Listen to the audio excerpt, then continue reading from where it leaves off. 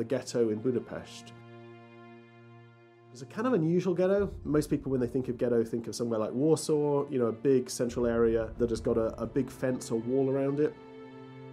In Budapest, you've got this very unusual ghetto, which is a dispersed ghetto. It's about 2,000 apartment buildings spread right across the city where Jews are living.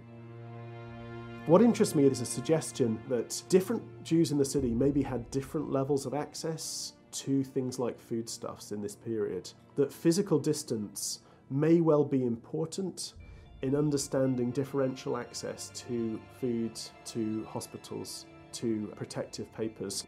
It maybe just helps us as historians to start to think about, distance from, does that make a difference in terms of understanding different victim experiences? And I suggest that it does here. This question of distance is critical to geographers, but is relatively unexplored in the historiography of the Holocaust. In collaboration with geographers, historians, and cartographers, we created a digital database of the city onto which we could map the Jewish population. To create a digital map of Budapest, we used Geographical Information Systems, or GIS, to trace all the roads, squares, waterways and boundaries from a 1944 historical map of the city. We tagged each city street with its historical name and, one by one, we mapped all designated yellow star addresses. For the first time, we were able to see a complete digital representation of the dispersed ghetto.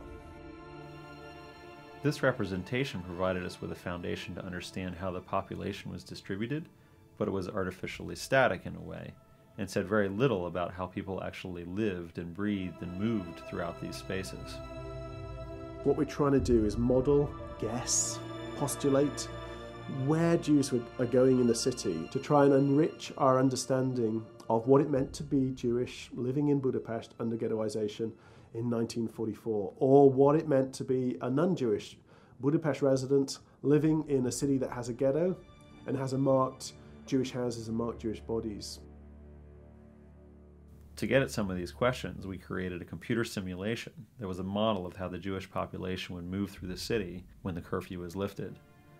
We know from survivor testimony that during this time, it was most common for people to go to the market halls to get food for their families. And people can modify the assumptions of the model. If you increase the average walking speed or decrease the time spent shopping, do different streets and intersections become more significant, or are fewer people left out alone?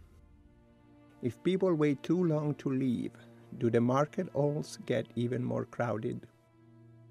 This idea of modifying the model, I think, is a real step forward in terms of how we see maps. They're not simply passive documents or descriptions, but active sources that are dynamic and modifiable. What I think is interesting about the model is it allows us to maybe create almost a new source, not quite a kind of classic primary source, but a new source that allows us to ask new questions as a historian and maybe to see new kinds of things.